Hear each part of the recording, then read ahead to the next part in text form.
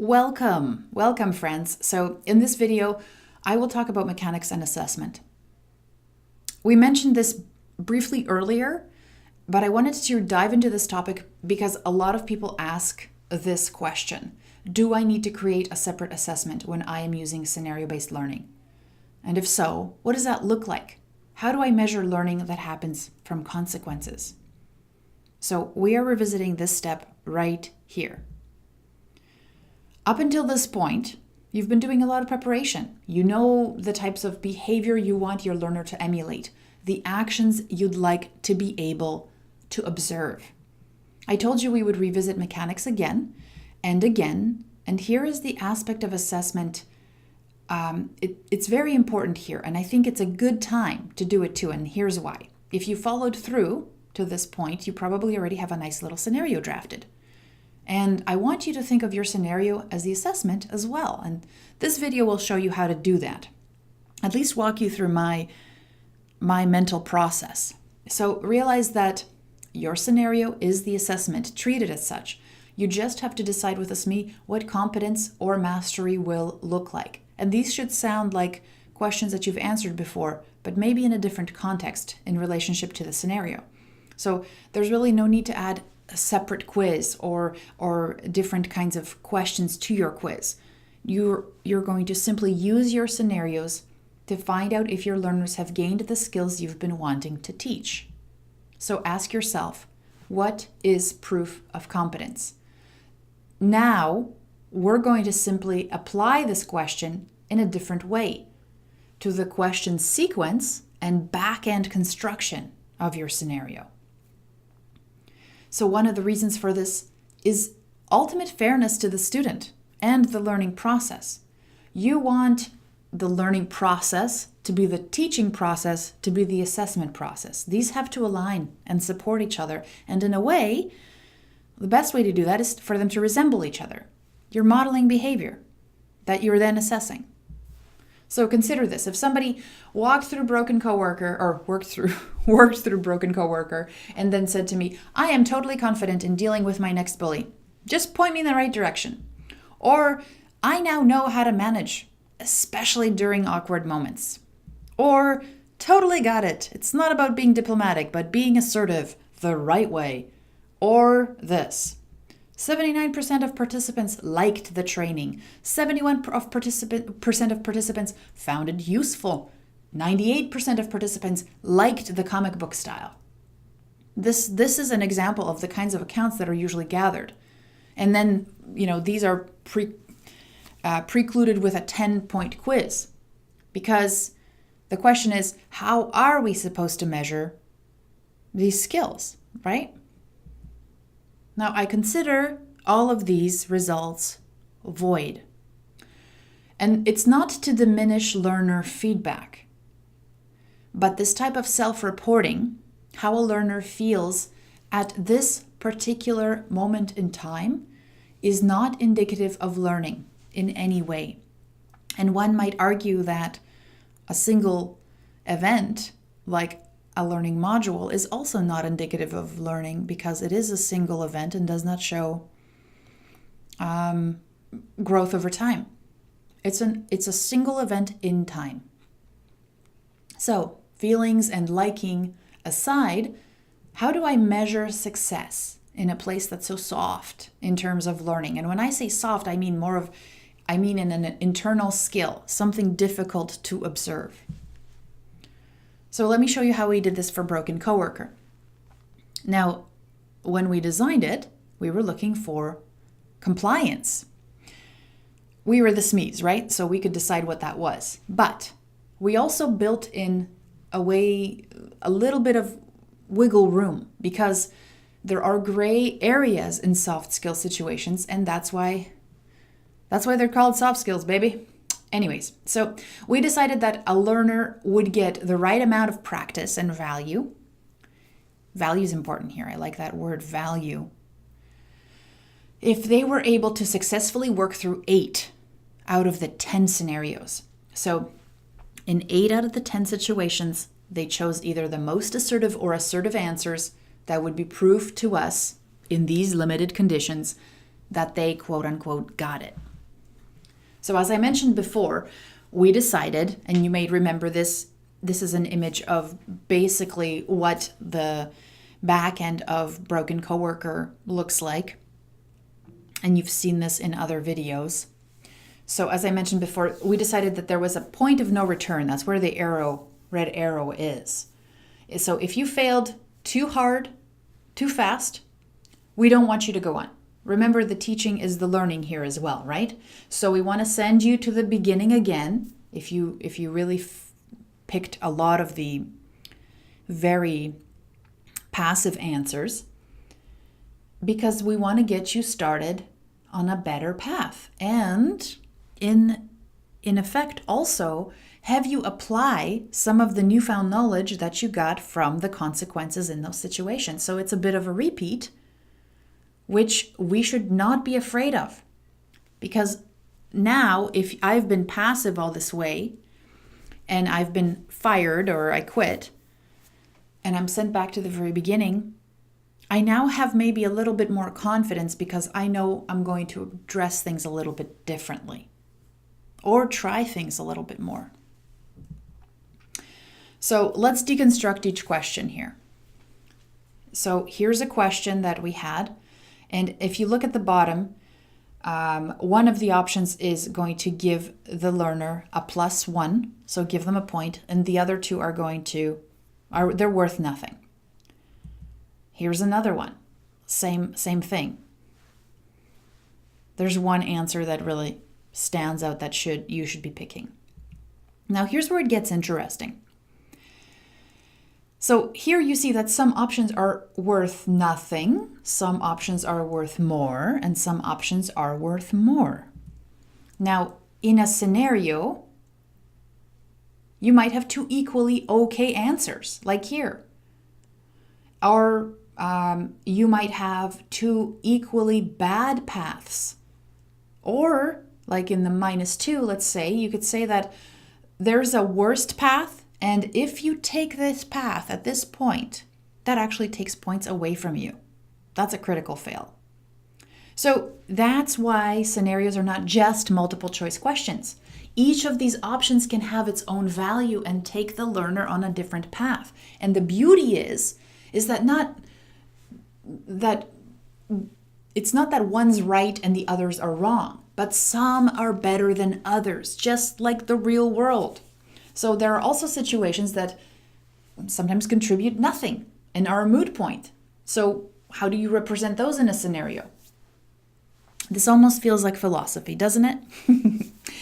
So over time, even if I chose not the worst answer in Broken Coworker scenario, but the okay answer, if I did that enough times though, that would result in Sam quitting early. And what you want to think about is that this shows the culmination of small but poor decisions made over time has a negative effect. So yes, this means that on the back end, you can make this work the same way a quiz would. A certain score means pass, a certain score means fail. But how that is determined, or can be more strategic than just simply an accumulation of points. The way we set up Broken Coworker is so that if you were up to the 4th interaction and your score was below, let's say, a 3, we considered that an early fail and you quit your job, or Sam did. So they get to the end of the module and see Sam's revelations and lessons learned. One must achieve a passing score. Basically, it's a combination of assertive and not so assertive answers. So another point that I need to challenge here is this structure. Your scenarios don't need to be super complicated. There's people who teach that they do, and they start off with this model, but that's not true. In fact, in this model, it is the story that introduces the sequences that make for a great scenario, not complex branching. And it is this back end that we're talking about right now that can make the learner feel that this is what they're doing, but in fact, this is what they're doing. So let me introduce you to the concept of the string of pearls. Scenarios don't need branches to be interesting and let the learner feel they have a choice. They can follow this string of pearls model, which is stolen from storytelling and gaming models, I believe. So this is the idea, that a scenario can have a very linear progression, but not necessarily feel like one because of the choices the learner has to make in each of these little pearls. So each of the pearls becomes a decision point for the learner. So we've got string, pearl, string. The pearl is an area where the learner can get feedback in the form of consequences, and these help them make better decisions down the line. What you see here is basically a story that is interrupted by decision points. So this approach is great when you want someone to practice the same skill over and over. Remember, we're not always trying to emulate or simulate the real world. We are trying to simulate realistic and contextual situations. Consider this. In the real world, Emma would possibly be inappropriate only once in a while.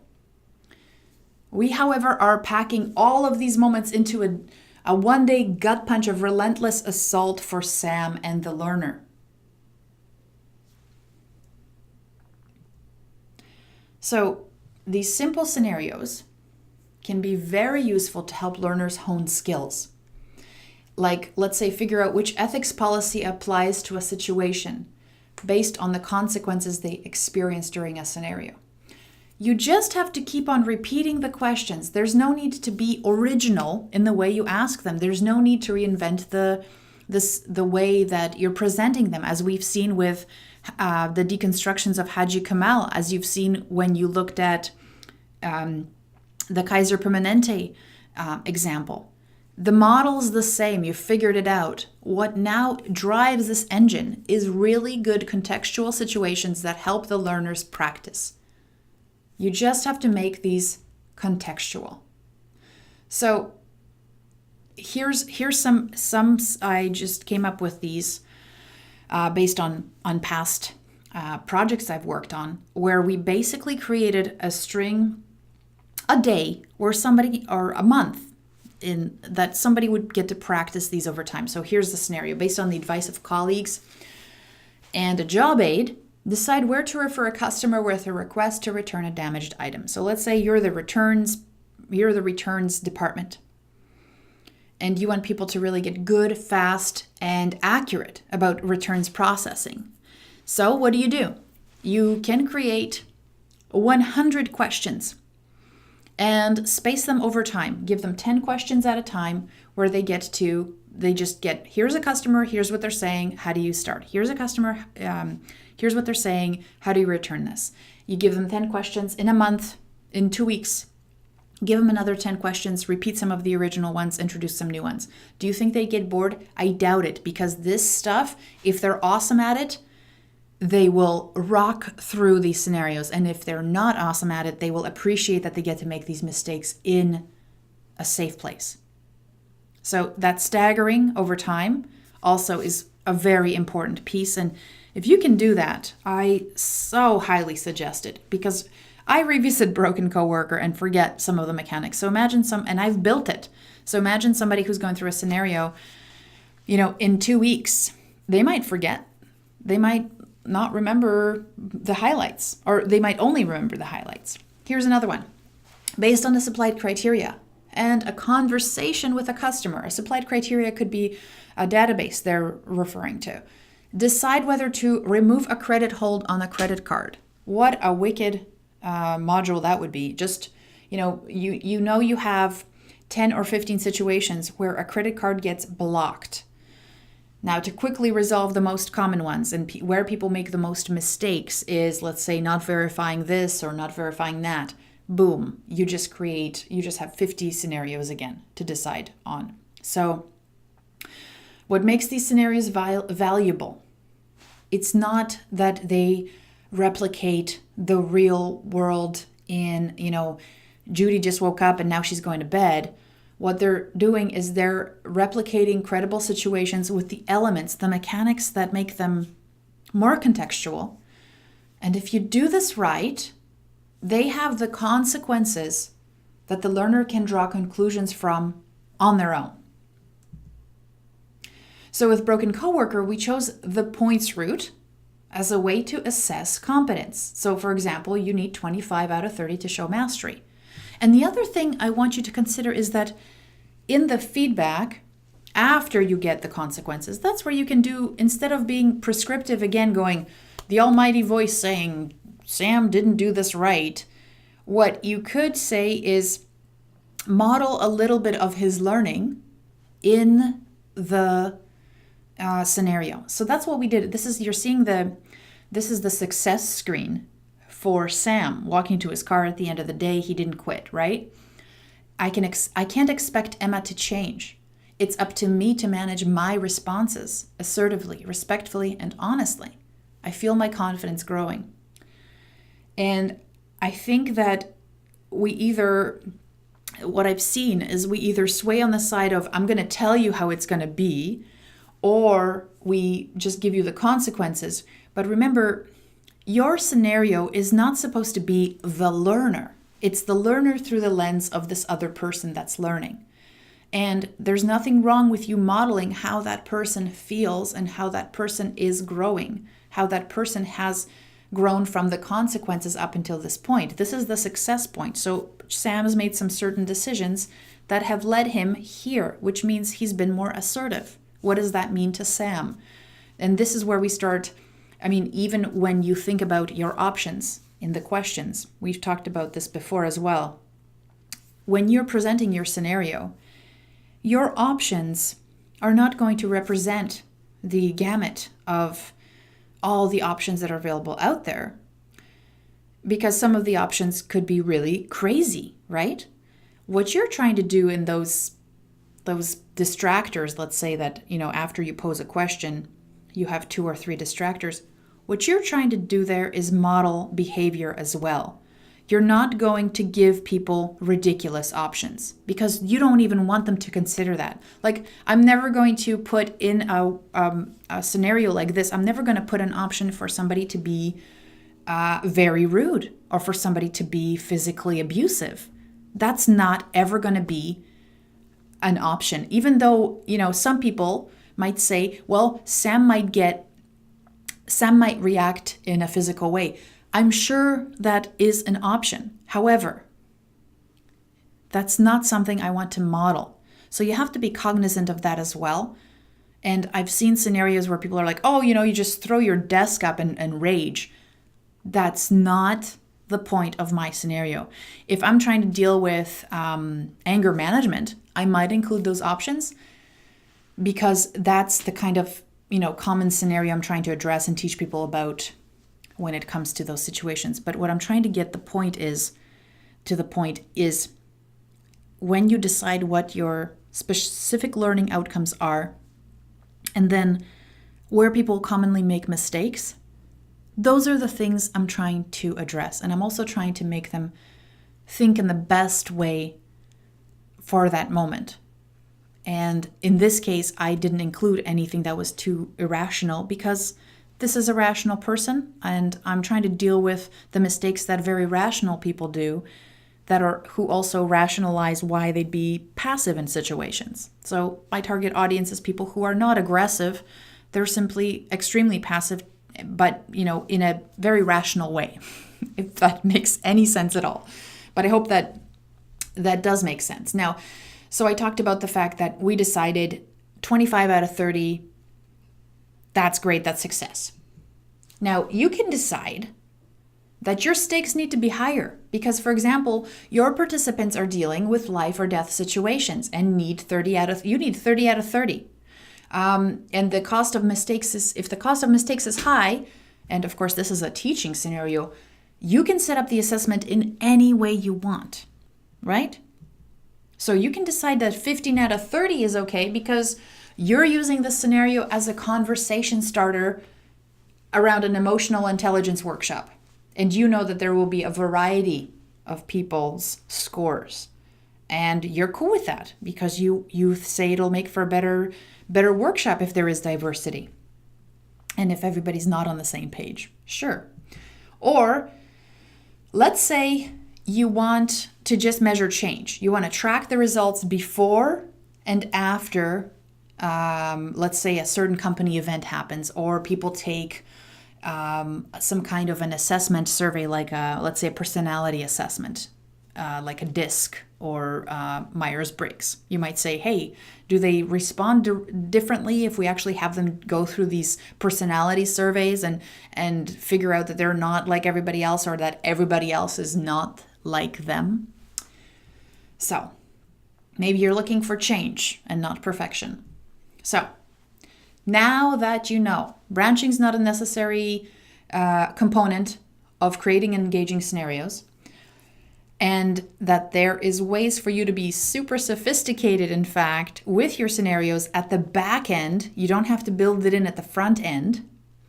Come up with the assessment strategy you will use, the rationale behind it. What will your learners have to do to prove they've gained mastery or whatever it is that you're going for? How will you assess this using your scenarios?